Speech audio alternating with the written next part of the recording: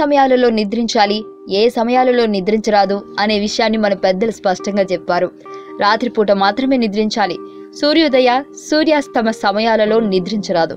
ఆ సమయాలలో నిద్రించడం వలన పుణ్యాలన్నీ తరిగిపోతాయి. చతుర్థ ప్రథమౌ యమౌ విద్యాభ్యాసాయన్నిసి ప్రహరాధ్యాయ సాయతు బ్రహ్మభూయాయ కల్పతే. రాత్రి మొదటి జామున అంటే 8 గంటల వరకు, 4వ జామున అంటే తెల్లవారుజామున 4 గంటల నుండి విద్యాభ్యాసంతో గడపాలి. మధ్యలో 2వ జాము, 3వ జాము నిద్రలో గడపాలి. దీన్ని విద్యార్థులకు చిన్నతనం నుంచి అలవాటు చేయాలి. అదేవిధంగా చేయడం అలవర్చుకుంటే మంచి ఆరోగ్యము, మేధస్సు పెరుగుతాయి. కావున ఈ పద్ధతిని అందరూ పాటించాలి. విద్యార్థులు విద్యాభ్యాసంతో గడిపే సమయాన్ని తెల్లవారుజామున, అలాగే మిగిలిన వారు ధ్యానాది అనుష్ఠానాలతో గడపాలి. నిద్రించే ముందు క్రింది శ్లోకాన్ని చదివి విష్ణువుకు నమస్కరించాలి. అగస్త్యర్మదః వచ్చేవా ముచికుందో మహాముని కపిలో ముని రాస్తికః పంచైతి సుఖ సాయినః.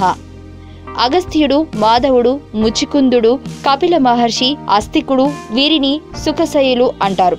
వీరిని స్మరించిన వారికి మంచి నిద్ర పడుతుంది. తూర్పు, దక్షిణ, పశ్చిమ దిశల వైపుగా తలపెట్టి నిద్రించవచ్చు. అలాగే సంధ్యాకాలంలోనూ, కోశాలలోనూ, ధ్యానం దగ్గర, దేవతల వద్ద, పెద్దవారి కంటే ఉన్నతమైన ప్రదేశంలోనూ, ఎంగిలి ఉన్న స్థలంలోనూ నిద్రించరాదు. పగటిపూట అసలు నిద్రించరాదు. మీకు తెలియని మరిన్ని రహస్యాలను తెలుసుకోవాలనుకుంటున్నారా? అయితే సబ్స్క్రైబ్ చేయండి రహస్యవాణి.